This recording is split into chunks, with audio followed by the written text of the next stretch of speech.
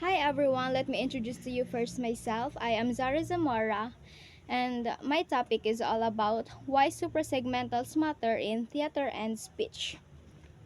Let me first introduce to you what suprasegmentals is. Suprasegmentals refer to vocal features that convey meaning beyond individual sounds like phonemes. The first one is the emotional connection. Suprasegmentals help convey emotions and intentions, making the performance more relatable and engaging. So that means that suprasegmentals convey emotions and intentions through vocal cues and non-vocal cues. The next one is the character differentiation. Unique use of pitch, stress, and intonation that helps distinguish characters. Like for example, is age differentiation, like the older characters may use lower pitch and slower tempo.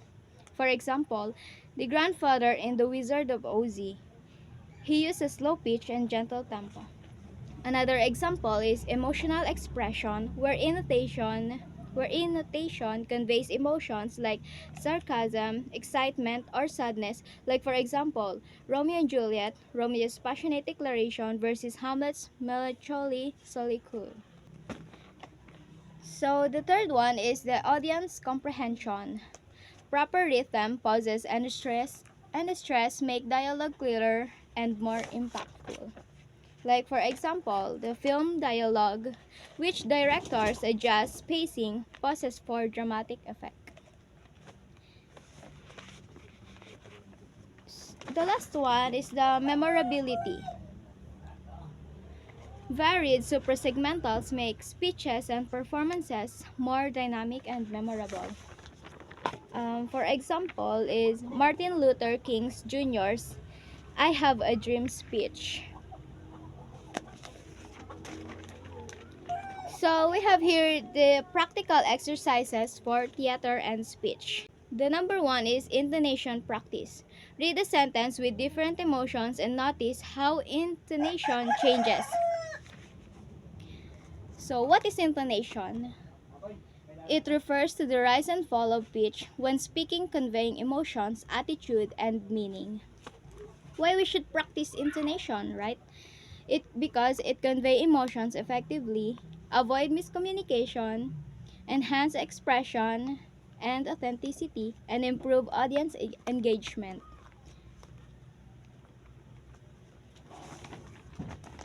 So, intonation practice. Read the sentence with different emotions and notice how intonation changes. So, intonation practice. Read the sentence with different emotions and notice how intonation changes. Like for the example is I can't believe it. So I've tried to read it with different emotion. Like the first one is surprise. I can't believe it.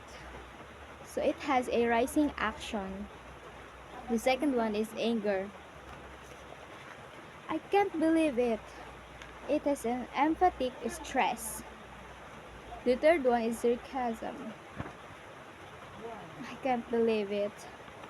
It is a dropping pitch or the drawn out words.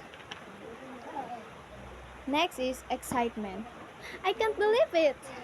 It has a rising pitch and increased volume. And the last one is disappointment. I can't believe it. It has a falling speech and slower pace. So next is stress experimentation. Stress experimentation. Emphasize different words in different sentences and observe how the meaning shifts. Okay.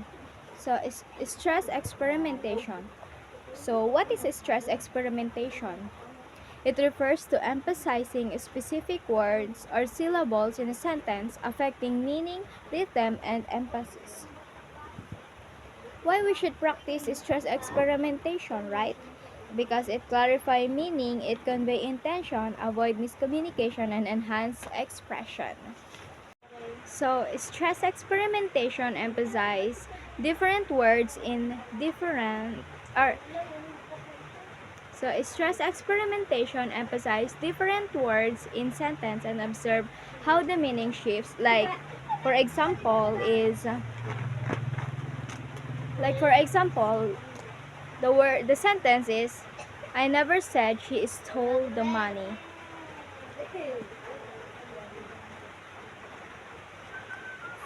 So first is, I never said she stole the money. It emphasizes on I, which means personal clarification. Second is, I never I never said she stole the money. It emphasizes on never, which has a strong denial. Next is, I never said she stole the money. Emphasize on said, contrasting spoken versus implied. Next is, I never said she stole the money. Emphasize on she, shifting blame. Em- so the last is, I never said she stole the money. Emphasize on stole, questioning action. So next practice is the tempo adjustment. What is tempo adjustment?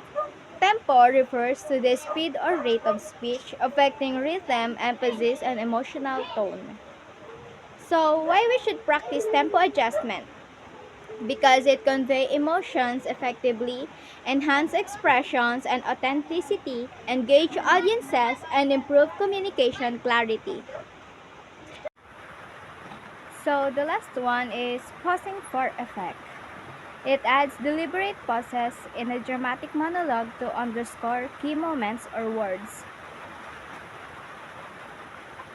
We have here many types of pauses, which is dramatic pause, reflective pause, transition pause, comedic pause, and brief pause. The first one is the dramatic pause, which is extended silence for maximum impact. Next is the reflective pause, brief silence for character introspection. The third one is the transition pause, which separates scenes, ideas, or emotions. The fourth one is the comedic pause, which is timing-based silence for humor. And the last one is breath pause, which is natural pause for breathing. So overall, mastery of suprasegmentals is a vital skill for both effective communication and compelling theatrical performance. So that's all for today. I hope you enjoy our discussion about suprasegmental. That's all. Bye!